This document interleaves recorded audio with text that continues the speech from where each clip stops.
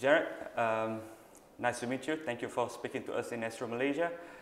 So this season, 9 goals and 4 assists in 32 appearances is your best return yet in West Ham shirt. So in your opinion, those needs consistency, right? What contributed to such consistency? I think just setting myself the highest standards possible. You know, if I was being critical, I'd probably say I should have more goals, and those numbers would probably look even better. But I think it was just about improving on what I achieved last season, and you know, I've done that.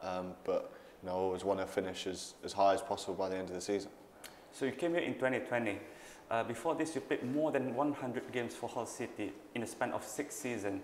But you look like you need little to no adjustment to life in West Ham. What do you think is the most glaring difference between Hull City and West Ham now? I think the style of play is obviously a lot different. The quality of players that you're playing against in the Premier League is higher than what I was playing for Hull. Then I think it's just more about concentration as well, because you know, you're playing against the best for 90 minutes, and if you switch off for half a second, that's it, they'll open you up and you know, punish you and take advantage of you. So it's probably a bit of those two things, the quality and the concentration, probably being on top of your game. You are identified by your major assets, your pace, directness, your technique, and of course your eye for goal, right? So in your opinion, what is the strongest trait that you possess out there on the field?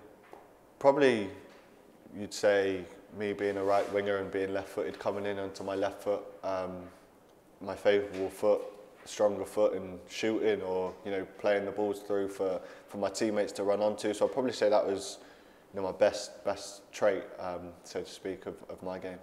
So David Moyes, the manager, of course he had his reputation a little bit tainted in Man United and Sunderland before, but now he's done a really superb job with you guys at West Ham. What is he like as a manager for you? Yeah, no, the manager's done great since he came in, saving us from relegation 2 years ago, and then to finish in the Europa League places, and now being a Europa League semi-final, and you know, being in the top 4 mention. So I think the progress is there for itself for everyone to look at, and what he's done for the club. And you know, he's just brought a really good group of players in, got the spirits high, and you know, just got everyone believing that we can, you know, be a consistently top 6 team, which is what we want to be. Last question, Jarrod. 2022 is a big year for football, and of course, at the end of the year, we have Qatar 2022. In your opinion, this might be a little bit controversial, but in your opinion, do you deserve a place with England in Qatar 2022? I think there's a couple of internationals before the World Cup, so I think it would be wrong for me to say yes now, when I've never been in the squad before. So I think it would have to be, you know, if I was lucky enough to receive a call up before the World Cup, and seeing how I manage in and around the group, and how I perform, you know, on the international stage, before I say if I deserve to go to the World Cup or not. So I think there's a lot of football to be played before, you know, I can say I deserve to go to the World Cup.